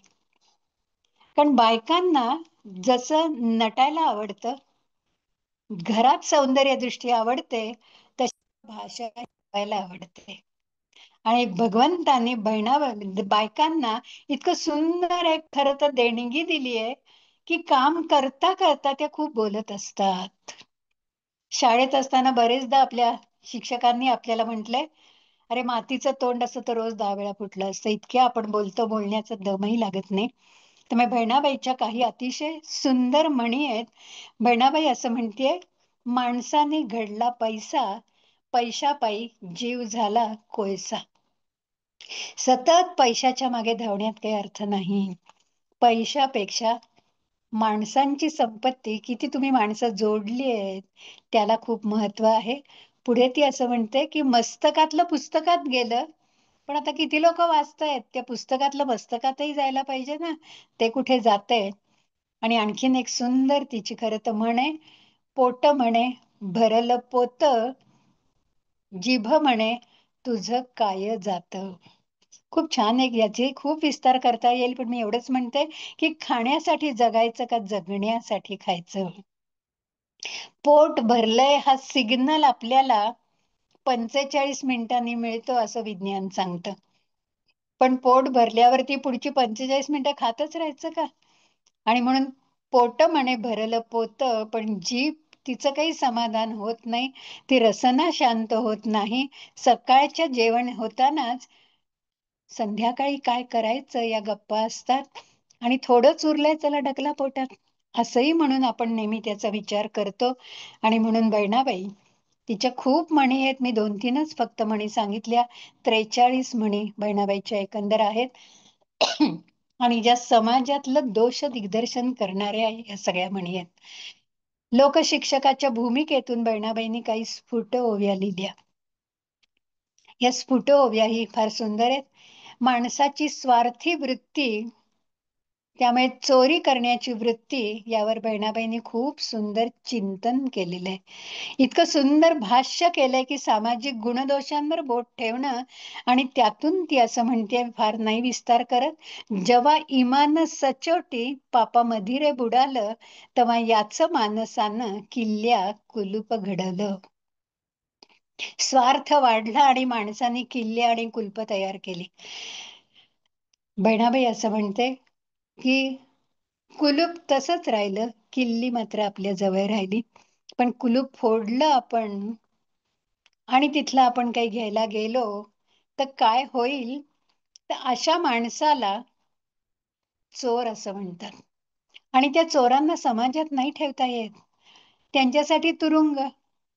मग त्यांनी पळून जाऊ नये म्हणून तुरुंगाच्या उंच भिंती, त्याच्यावर काचा लावलेल्या, त्याच्यावर पहारा करायला अधिकारी, त्याच्यावर पहारा करायला आणखीन एक तुरुंगाचा अधिकारी, कुलपावर कुलूप, कुलपावर कुलूप, किल्ली मात्र स्वतःजवळ.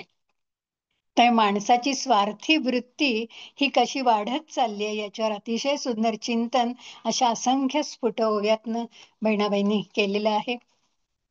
मला सगळ्यात बहिणाबाईचं वैशिष्ट्य वाटतं ते बहिणाबाईचा भाषाशास्त्रीय अभ्यास, लिंग्विस्टिक्स, फोनेटिक्सचा तिने इतका सुंदर विचार केलाय. मला वाटतं जगाच्या भाषा विज्ञानात बहिणाबाईसारखा भाषाशास्त्राचा अभ्यास आजपर्यंत कोणी केलेला नाही. आणि म्हणून मी तिला ज्ञानाची पवित्र गंगा म्हणते. बघा, नीट समजून घ्या किंवा उदाहरण दिलं की ते जास्त समजेल. शब्दाच्या उच्चारांचं आमच्या बहिणाबाईचं ज्ञान हे इतकं अफाट होतं की उच्चाराच्या प्रक्रियेवरून व्यक्तिविशेष सांगणं हे एक जगावेगळं ज्ञान बहिणाबाईजवळ उपजत होतं. कुठे तिने या भाषाशास्त्राचा अभ्यास केला असेल असं वाटतं. आपण शब्दांचा जसा उच्चार करतो ना, आत्ता उच्चार करून बघू नका, नंतर आरशासमोर बसा, म्हणजे बहिणाबाईंनी उच्चारावरनं नात्यातल्या प्रेमाचा गोडवा कसा सांगितलाय ते आपल्याला समजेल. फार बोलत नाही, 2-3 उदाहरणं देते. आई आणि आत्या या दोघींच्या प्रेमाची जातकुळीच अत्यंत निराळी आहे. दोघींच्या प्रेमात खूप अंतर आहे. बघा बहिणाबाई काय म्हणते, माय म्हणता म्हणता, माय म्हणता म्हणता ओठ ओठा लागे भिडे, आत्या म्हणता म्हणता केवढ अंतर पडे. त्यामुळे बहिणाबाई असं म्हणतेय की आईबद्दल जे प्रेम आहे ते आत्याबद्दल तेवढं असेलच असं नाही. माय मरो आणि मावशी जगो असं म्हणतं. आई नाही म्हणून मन मोकळं करायचं असेल तर आत्याजवळ बोलताना जरा 10 वेळा विचार करायला लागतो आणि मग मनाने कौल दिला तरच बोललं जातं, पण मन नाही इतकं मोकळं केलं जात. आणि म्हणून उच्चारांवरनं प्रेमातलं अंतर. दुसरं बघा, बाप आणि चुलता. बाप म्हणजे ग्रामीण भागात वडिलांना बाप म्हणतात, आदराने म्हणतात, अनादर नाहीये. बहिणाबाई असं म्हणते, कसं आहे दोघांचे उच्चार बघा. ताता म्हणता म्हणता, ताता म्हणता म्हणता दातामध्ये जिव्हाडे, काका म्हणता म्हणता कशी मागे मागे दडे. जे बोलायचंय ना ते आतच जातं, ते बाहेरच येत नाही. त्यामुळे वडिलांजवळ एक वेळ बोललं जातं, पण काकांजवळ नाही बोललं जात. आईकडची नाती सगळी अगतुगची, मावशी, मामा, मामी, पण अहो काका, अहो आत्या, अहो आत्योबा, थोडस अंतरच पडत जातं की काय. प्रत्येकाने आपल्या अनुभवाने घ्यावं. पण बहिणाबाईंनी समाजात तिला जे दिसलं त्याच्यावर म्हटलं. खूप तिने असं नातेवाचक सगळं सांगितलेलं आहे. शेवटचं उदाहरण देते. बहिणाबाई असं म्हणते, तिने नणंद, ज्या शब्दाची फोड इतकी सुंदर केलेली आहे, पण प्रत्येकाने आपल्या अनुभवावरनं ठरवावं. आजच्या या ग्रुपमध्ये माझी नणंद आहे, पण तरी देखील बहिणाबाईचं मत म्हणून सांगते, न आनंद ती नणंद,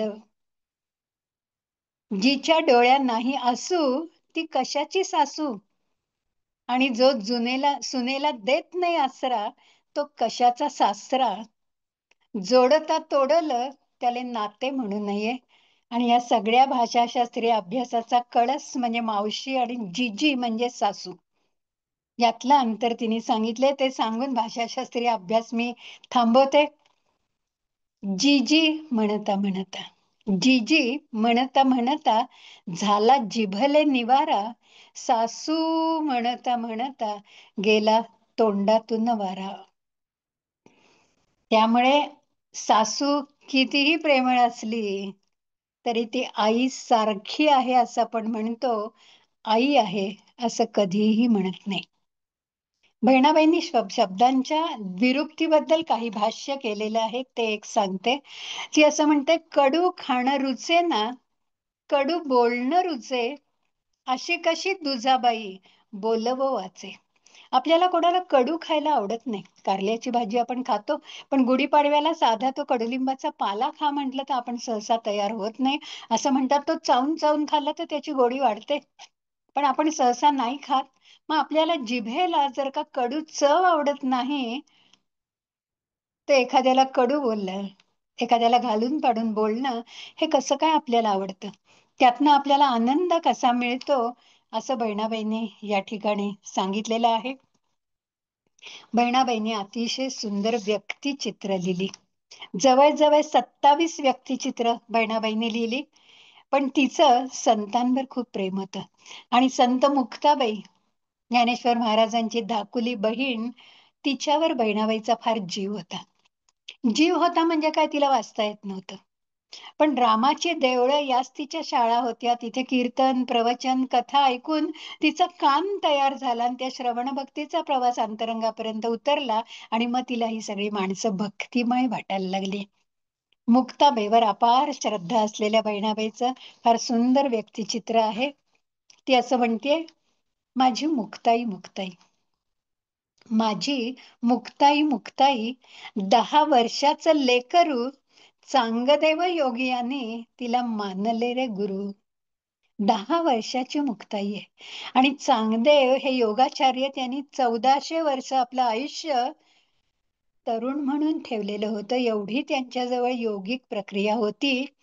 पण त्यांची गुरु कोण आहे, तर 10 वर्षाचं लेकरू मुक्ताई माऊली आहे.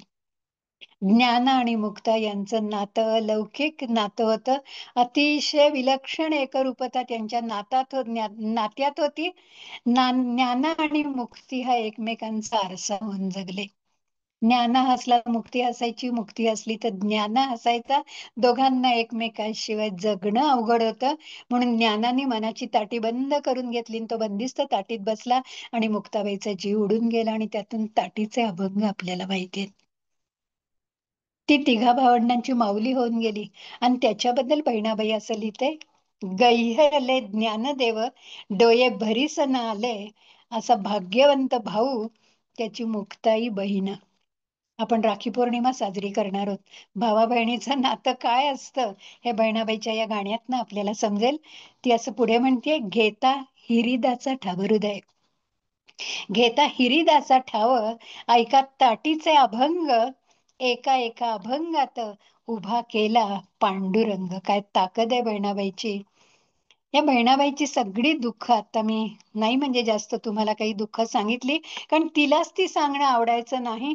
पण हे संबंध बहिणाबाईच्या जीवनाचा प्रवास बघताना मला मंगेश पाडगावकरांच्या 4 ओळींची आठवण होते, ज्या ओळी तुम्हालाही माहिती असतील. पाडगावकर असं म्हणतात, जे बहिणाबाईचं व्यक्तिचित्र, त्या ओळीत मला वाटलं, हसत हसत दुःखाचा केला मी स्वीकार, हसत हसत दुःखाचा केला मी स्वीकार, वर्षिले चांदणे पिऊन अंधार, प्रकाशाचे गाणे अवसेच्या रात्री, आनंद यात्री मी आनंद यात्री.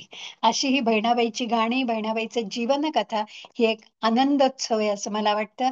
जसं तुकारामांना आनंदाचा डोह हातात आला आणि आनंदाचे डोही आनंद तरंग, तशी बहिणाबाईच्या या कविता म्हणजे मग तिचे आनंदाचे तरंग आहेत असं वाटतं. बहिणाबाईची एक अखेरची कविता सांगते आणि तिचा जो शेवटचा देह ठेवला, जो तिचा सगळा प्रवास आहे, तो तिच्या लेखाने सोपानदेव चौधरींनी सांगितलंय. तेवढा सांगून मी माझ्या वाणीला रजा देते, कारण आपली वेळ संपत आलेली आहे. 5-7 मिनिटात संपवते. माझ्या जीवा नावाचं बहिणाबाईचं एक तत्वज्ञानपर एक अतिशय सुंदर गाणं आहे. जन्म आणि मृत्यूचं अतिशय सहज, सुंदर, सोपं तत्वज्ञान तिने सांगितलंय. यातला सगळ्यात एक महत्वाचा संदेश आहे की आपल्यासारखी सर्वसामान्य माणसं जगण्यावर प्रेम करतात. शतदा प्रेम करावे असं गाण्याचे सूर अळवत अळवत आपण प्रेम करतो. आणि ही सगळी संत सज्जन मंडळी मृत्यूवर प्रेम करतात. मृत्यू हा त्यांच्यासाठी या जन्माचा शेवट नसतो, ती पुढच्या जन्माची सुरुवात असते. आणि त्या सुरुवातीला भगवंताच्या भेटीची ओढ मनात पाहिजे. आणि म्हणून मृत्यूसारखं सुंदर या जगात दुसरं काहीही नाही. मृत्यू म्हणजे कपडे बदलणं. याचं फार सुंदर तत्वज्ञान सगळ्या संतांनी सांगितलंय. आपल्याला मनाचे श्लोक माहितीयेत, मरे एक त्याचा दुजा शोक वाहे, अकस्मात तोही पुढे जात आहे. मृत्यू कोणातही फरक करत नाही, तो राजा असू देत, तो भिकारी असू देत. त्याच्या वेळ घटका भरल्या की तो त्याच्यावर यमदूत झडप घालतातच. ते मृत्यू फरक करत नाही, हे फार मोठं तत्वज्ञान तिने या गाण्यात सांगितलेलं आहे. मोठं गाणं आहे, थोडंच फक्त सांगते. जन्म आणि मृत्यू, तुम्हाला गदिमांचं गाणं माहितीये, गीतरामायणातलं, पराधीन आहे जगती पुत्र मानवाचा. जन्म आपल्या हातात नाही. कुठल्या आई वडिलांच्या पोटी जन्म घ्यायचा आपल्याला माहित नाही, आपल्या हातातच नाहीये, स्वाधीन नाहीये. मृत्यू कधी येणार तेही आपल्याला माहित नाहीये. मग त्या मृत्यूला घाबरायचं कशासाठी? मृत्यूसारखं सुंदर आणि सत्य जगात दुसरं काही नाही. ती बघा असं म्हणते, जीव देवानी धाडला, जीव देवानी धाडला, जन्म म्हणे आला आला, जेव्हा आलं बोलावण, मौत म्हणे गेला गेला. आला आणि गेला, बस. याच्या मधलं जे जीवन आहे ते फक्त आपल्या हातात आहे. म्हणून वामनराव पै आपल्याला सांगतात, तुझ्या जन्माचा कोण महत्वाचा आहे, तर तूच महत्वाचा आहेस, आणि तेच तुझ्या हातात आहे, आणि तू आनंदाने जगायला पाहिजे. तूच तुझ्या जीवनाचा शिल्पकार आहेस. पुढे ती असं म्हणतेय, मग जगणं माणसाचं कसं पाहिजे की जे आपल्या हातात आहे. ती म्हणते, वर्तमानात जगा, भूतकाळ होऊन गेला त्याचा विचार करू नका, भविष्यात काय आहे त्याचाही विचार करू नका. कारण कसं आहे, रात्रीच्या गर्भात असे उद्याचा उशक काल. आज रविवार चांगला गेला, आता उद्या सोमवार चांगला जाणारच आहे. चिंता कसली करता? चिंता सोडून द्या, नामाचं चिंतन करा. या चिंतनातून तुम्हाला चिरंतनाची वाट मिळेल, आणि सगळं सोज्वळ आणि शांत, समाधानी, तृप्त जीवन होऊन जाईल. सुखाच्या आनंदाच्या जागा बाहेर नाहीयेत, त्या अंतरंगात आहेत. तुझे सुख तुझ्या आत, मूर्ख शोधिती विषयात. विषयातनं मिळणारं सुख हे प्रेयस आहे. या प्रेयसाकडनं आपल्याला श्रेयसाकडे जायला पाहिजे, असा फार महत्वाचा संदेश बहिणाबाई आपल्याला देते. म्हणून ती असं म्हणते, जग जग माझ्या जीवात, असं जगन तोलाच, उच्च गगनासारखं धरित्रीच्या रे मोलाचं. आणि पुढे ती म्हणते, आला सास गेला सास, जीवा तुझं रे तंतर, अरे जगन मरण एका श्वासाचं अंतर. हे एवढ्या साध्या एका श्वासाच्या क्षणिक अंतरासाठी केवढी खटपट तू करतो. सहजपणे तू जीवन जग. कळीचं जसं फुल होतं तसं तुझ्या जीवनात तो परमार्थ, ते अध्यात्म, ती देवाचं दर्शन, ती देवाची भेट, या सहज येणाऱ्या गोष्टी आहेत. ती अट्टाहास तू अजिबात करू नको. बहिणाबाईच्या महानिर्वाणाकडे येते, वेळ संपत आलेला आहे. मी सुरुवातीलाच असं म्हटलं, दत्त जयंती 3 डिसेंबर 1951 बहिणाबाईंनी ध्येय ठेवला. वेळाअभावी सोपानदेवांच्या कवितांबद्दल मी काहीच बोलले नाही, पण सोपानदेव बहिणाबाईचा सगळ्यात धाकटा, नकटा आणि अत्यंत आवडता असा लेख होता. सोपानदेव ही शिक्षण खात्यात मोठे अधिकारी होती, कवी म्हणून त्यांनी नाव कमावलेलं होतं. सोपानदेव बहिणाबाईच्या अखेरच्या काळात नाशिकला होते. नाशिकला त्यांची बदली झालेली होती, आणि सोपानदेवांना वडील फारसे आठवत नाहीत, त्यामुळे आई हेच त्यांचं श्रद्धास्थान होतं. आई आहे म्हणून मी आहे, माझी जी सगळी आज मला मिळाली कीर्ती आहे ती आईमुळे आहे, हा अत्यंत कृतज्ञ भाव त्यांच्या मनात होता, आणि आई म्हणजे त्यांचं दैवत होतं. आणि बहिणाबाई आपल्या मोठ्या लेकाकडे आसोद या गावीच, तिच्या जन्मगावी अखेरच्या दिवशी होती. तिला खूप दम्याचा त्रास होत होता. आजही नाशिकला थंडी जास्त आहे, त्यामुळे ती सोपानदेवांकडे न राहता तब्येतीसाठी म्हणून ती आसोद या गावी आपल्या मोठ्या मुलाकडे राहत होती. सोपानदेवांना सतत असं वाटायचं की आपण आईला अंतर का देतोय. आपल्याला आईची आपल्या सेवा करता येत नाही, आपलं दैवत आहे म्हणतो आणि इतके लांब राहतो की आपल्याला काही करता येत नाही, आणि कारणाशिवाय आईकडे गेलेल्या आईला आवडत नाही. आई म्हणते, अरे आपली मन एकच आहे, शरीर 2 ठिकाणी असली तरी आपल्यात भेद नाहीच आहे, अद्वैत भक्ती आपली आहे. लेकरा, तू असा कामाशिवाय इथे आलेला मला अजिबात आवडणार नाही. आणि म्हणून सोपानदेवांना कितीही आठवण आली तरी सोपानदेवांना आईचं मन मोडता यायचं नाही, त्यापायी ते स्वतःचं मन मोडायचे. असंच एकदा 1 डिसेंबरला ते आकाशवाणीच्या रेकॉर्डिंगसाठी नागपूरला गेले होते. 2 तारखेला रेकॉर्डिंग झालं एक, आणि 2 तारखेला आणि 2ला रात्रीच्या गाडीने ते परत नाशिकला जायला निघाले. का माहित नाही, पण नाशिकहून निघाल्यापासून त्यांना सतत अंतरंगीची ओढ वाटत होती की आई आपल्याला हाका मारतीये, सोपान्या सोपान्या तू ये, मी तुझी आठवण काढतीये. आणि म्हणून त्यांना एकदा वाटत होतं की आपण नागपूरहून नाशिकला जाऊयात, पण नाही कारणाशिवाय गेलेलं आईला आवडणार. आणि म्हणून ते अस्वस्थ मनाने परत रेल्वेत बसून नाशिकचा प्रवास करत होते. आणि भुसावळ स्टेशनला ते चहा प्यायला म्हणून उतरले, की चहा प्यायला की जरा उत्साह वाढेल आणि जी मनाला आईच्या आठवणीने मरगळ आली ती थोडी तरी निदान कमी होईल. ते प्लॅटफॉर्मवर उतरले आणि समोरच एक जक्कड म्हातारी बसलेली होती, आणि त्या म्हातारीत सोपानदेवांना आपल्या आईचं रूप दिसलं. आणि त्यांना वाटलं आई नक्की आपल्याला हाका मारतीये. सोपानदेवांच्या मनाचे रूळ केव्हाच बदलून ते आईजवळ जाऊन पोचले, पण आता गाडीनेही रूळ बदलले आणि 3 तारखेला पहाटे सोपानदेव जळगाव स्टेशनवर जाऊन उतरले. हातात एक केवळ पिशवी होती, फार सामान नव्हतं.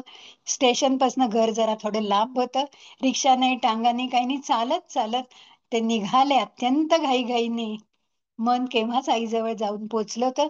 घराच्या जवळ आलं आणि बाहेरून त्यांना जी शांतता दिसली ती स्मशान शांतता त्यांना वाटली, आणि त्यांच्या हृदयात सर्र झालं, अरे आईची भेट होणार आहे की नाही. दारातच मोठा भाऊ उभा होता. तो म्हणाले, अरे सोपान्या, काल तुला चिठ्ठी पाठवली लवकर ये म्हणून, आणि तू आज आलास कसा. पण हे अंतरीचा आवाज मायलेकरांचा इतरांना समजणं शक्य नाही.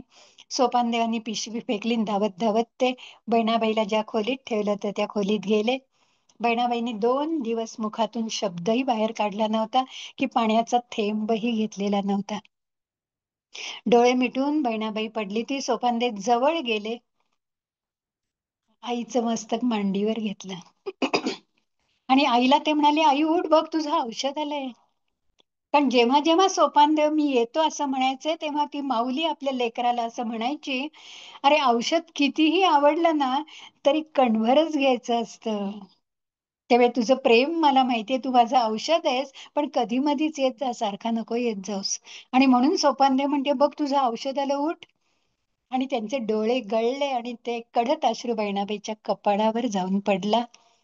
ती बहुतेक सोपान्या सोपान्या असा जपच करत होती. तिने डोळे उघडले आणि सोपान्याला डोळ्यात साठवलं. सोपान्याला एकीकडे आनंद झाला की आईने आपल्याला ओळखलं, पण आणखी दुसरं मन सांगत होती की आई आता फार काळाची नाही, तिला आपलं मरण ओळखू आलं होतं, एवढा तिचा पारमार्थिक अधिकार मोठा होता. सोपानदेवांनी हा शेवटचा प्रसंग फार सुंदर भावनिक होऊन सांगितलाय. ते असं म्हणतात, माझे डोळे आईच्या डोळ्यात गुंतलेले होते. आईचा अंतःकरणातला आवाज माझ्या कानी पडत होता.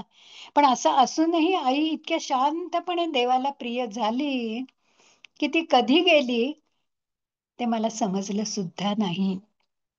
आणि मग बहिणाबाईचे, आपल्या आईचे गाण्यातल्या ओळी त्यांच्या काना मनात घुमायला लागल्या.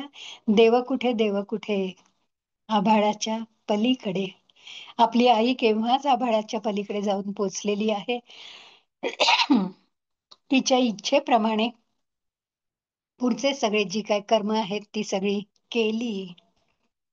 आणि मग सोपानदेव असं सांगतात की खरंच माझ्या आईच्या गाण्यांची सोबत जर का तुम्हाला हवी असेल तर तुमचे हात चांदण्याचे करा, डोळे फुलांचे करा, मन मोरपिसासारखं हलकं करा, म्हणजे भावावस्थेत जाऊन तुम्ही पोचाल. आणि मग आनंदले मन प्रेमे पाझरे लोचन, हे लोचन अश्रू गळले की माझ्या बहिणाबाईच्या गाण्यातली जी चव आहे, माझ्या बहिणाबाईच्या गाण्यातलं जे जीवनाचं तत्वज्ञान आहे ते तुम्हाला समजेल. मला खात्री आहे ते सगळं तत्वज्ञान तुमच्या दैनंदिन जीवनाला तुम्हाला मार्ग दाखवेल, वाट दाखवेल, आनंदाने घेऊन जाईल. तुमचं बोट धरून सगळा पुढचा भविष्यातला प्रवास हा सुखा समाधानाचा शांतीचा होईल, सोज्वळ होऊन जाईल. आणि यासाठी माझ्या बहिणाबाई, माझ्या आईची गाणी मात्र तुम्ही नक्की त्यातला संदेश वाचा आणि त्याप्रमाणे वागा, श्रवण भक्ती करा. श्रावण महिन्यात श्रवण भक्तीला महत्व आहे. त्यामुळे मला अनघाताई तुमच्याशी हा जो खूप छान बहिणाबाईच्या निमित्ताने संवाद साधता आला त्याचा मला खूप आनंद झाला. अनघाताईंबद्दल मी माझ्या मनातली कृतज्ञता, प्रेमभाव, मैत्रीभाव हा व्यक्त करते आणि माझ्या वाणीला विश्रांती देते. आणि शेवटी एवढंच म्हणते, माझे आई बहिणाबाई, तुझे मुखी देव बोली, गीत तुझे गाता गाई, मन आनंदाचे डोही, मन आनंदाचे डोही. थांबते. धन्यवाद.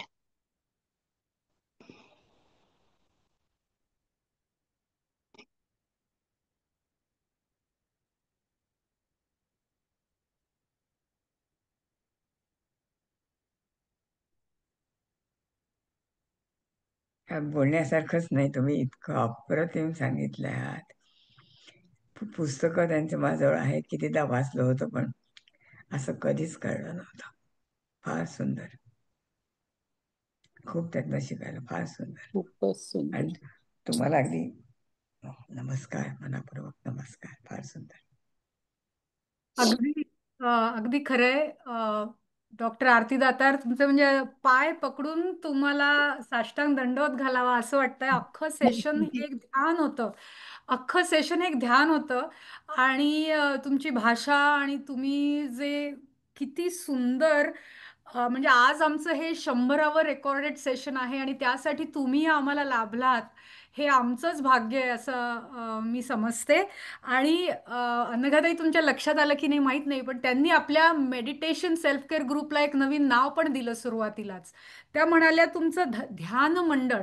आणि ध्यान मला ते इतकं मंडळ. आवडलं, तर आपण आपल्या ग्रुपला ध्यान आणि आरोग्य मंडळ असं नाव देऊया. याच्या पुढे ते खरंय. वापरूयात. मराठी नाव वा, नव्हतं. छान. तर सुंदर. खूप धन्यवाद. खूप धन्यवाद. ध्यान आरोग्य मंडळ. वा, वा. सुंदर. नमस्कार प्रभाताई, अनघाताई, नमस्कार. नमस्कार, भावना. हा, खूपच सुंदर. नमस्कार. खूपच छान झालं देवा आजचं. खूपच छान झालं. मन अगदी तृप्त झाल्यासारखं वाटत, शांत. नमस्कार प्रभा, तुला नमस्कार. आदरयुक्त नमस्कार आणि अभिमान. नमस्कार. खरंय. प्रभात. नमस्कार नेहमीप्रमाणे प्रभाताई. तुझे डोळे भरून आलेलेच आहेत. हो. खरंय. खरंय. म्हणजे सगळ्यांचे डोळे भरून आले. हो, सगळ्यांची. इतकं खरंच सुंदर खरंच. तुम्ही सांगितलं की खरंय. असं तिचं जीवन असं दाखवलं आणि कसं माणसाने खूपच जगावं छान, याचं एक फार खूपच छान. समोर ठेवलं दृश्य, फार सुंदर. तरी नाही, असे नमस्कार. विषय आहेत किती सांगितले तरी काही सांगायचे राही. सांगितल्यापेक्षा राहिलेल्याच दुःख मनात जास्त असतं, पण वेळेचं बंधन पाळायलाच पाहिजे. म्हणून नेक्स्ट टाइम या. राहुल देशमुख यांनी हात वर केलाय. हा, बोला दादा. हा हा, धन्यवाद सायलीताई आणि अनघाताई, तुम्ही खूप सुंदर सेशन आयोजित केलं होतं. आणि आरतीत मावशींबद्दल मी काय बोलणार, म्हणजे आता त्यांनी अगदी मंत्रमुग्ध करून टाकलंय. आणि मला आठवण एक, आत्ता मी जळगावला गेलो होतो BMMच्या कामाच्या अच्छा. निमित्ताने. तर अगदी बहिणाबाईंच्या जन्मगावाच्या जवळच आम्ही होतो आणि तिथे महाजन यजुर्वेंद्र जे महाजन आहेत, त्यांच्याच काकांचं एक मोठं ॲग्रो रिसॉर्ट आहे आणि त्यांनी बहिणाबाईंचं गाव असं एक केलेलं आहे. तर हो. अगदी रिसेंट माझं कनेक्शन होतं आणि हे सेशन समोर आलं, तर मला ते फार भावलं. आणि तुम्ही ज्या ज्या हम्म. कविता सांगितल्यात, असं वाटलं की बहिणाबाईंचा आत्माच तुमच्यात आहे आणि तुम्ही त्या इतक्या छान एक्सप्लेन करत होतात, एवढं व्यवस्थित सविस्तर सांगत होतात. आणि तिसरं म्हणजे तुमचं धाडस फार आहे, तुमच्या नणंदेसमोर तुम्ही बहिणाबाईंचे ओव्या म्हणताय. हो, पण दोघी समजू शकतो ते म्हणजे ना. आमचं नातं कसं असेल ते तुम्हाला त्याच्यावरनं समजेल. पण मी त्याचं अर्ध क्रेडिट बहिणाबाईंना देईन की त्यांचे हे सगळं परखड बोलताना पण त्यांचे शब्द इतके सॉफ्ट होते की ते समोरच्याला अलगद कळतील. याप्रमाणे आजही म्हणजे त्या 51 साली वारल्या, पण 75 वर्ष सुद्धा आपल्याला ते अजूनही जाणवतं. धन्यवाद, खूप खूप आभार तुम्ही आनंद दिल्याबद्दल. धन्यवाद. थँक्यू राहुल, आमचं सेशन अटेंड केल्याबद्दल. राहुल देशमुख हे आपल्या BMMच्या एक्झिक्युटिव्ह कमिटी मेंबर पैकी एक आहेत. हो, धन्यवाद. नक्की. आणि माझ्याकडे मावशी मराठी शाळा विभाग आहे, बृहन महाराष्ट्र मंडळ नॉर्थ अमेरिकेचा. तर माझ्याकडे 5,000 विद्यार्थ्यांचं काम आहे. 100 शाळा आहेत तिथे आपल्या. तर तिथे 400 व्हॉलेंटियर टीचर आपल्याबरोबर काम करतात. तुम्ही जर तिकडे वा. आलात आणि आमच्या शिक्षकांना असं सांगितलं तर आमच्या धड्यांमध्ये पण 1-2 बहिणाबाईंचे धडे आहेत, म्हणजे आपल्या शाळेच्या हो, हम्म. नक्की. अरे वा. सिलेबसमध्ये. तर दे विल बी हॅपी. हम्म. मी पण एक शिक्षिकाच आहे, हाडाची शिक्षिका, त्यामुळे मलाही संवाद साधायला नेहमी आवडतो. तर हम्म. मी सायलीताईंकडनं तुमचा नंबर घेतो आणि आपण नंतर कनेक्ट होऊयात. चालेल थँक्यू. चालेल, माझा आनंद आहे तो. नमस्कार प्रभाताई, मी अंजलीची खूप नमस्कार. जवळची मैत्रीण. तुमच्याकडे पुण्यात मी सासूबाई सासऱ्यांकडे वगैरे आलेली आहे. चंदरच्या हा सगळ्या बहिणी आमच्याकडे येऊन गेलेल्या आहे. माझं नाव हा. भावना आहे. अंजली सांगेल कदाचित तुम्हाला. हो आम्ही खूप बोलतो अरुण आणि तुमच्याबद्दल नेहमी. माझ्या धाकट्या भावाचं नावही अरुणच आहे. तोही पहलवान हा. शरीर यष्टीचा आहे अन्नदाता. तर खूप छान वाटलं, भयंकर भावुक झाले होते मी पण. तुम्ही खरंच बहिणाबाईंना इतकं सुंदर व्यक्तिमत्व आमच्या डोळ्यासमोर आणलं. खूप छान भावुक झाली होती. माझं नावही भावना आहे. भयंकर भावनाशील, हो. डोळे भरून आले, सद्गतीत झाले. धन्यवाद धन्यवाद प्रभाताई. पुन्हा या. हो, आ, मला इतके छान श्रोते मिळाले.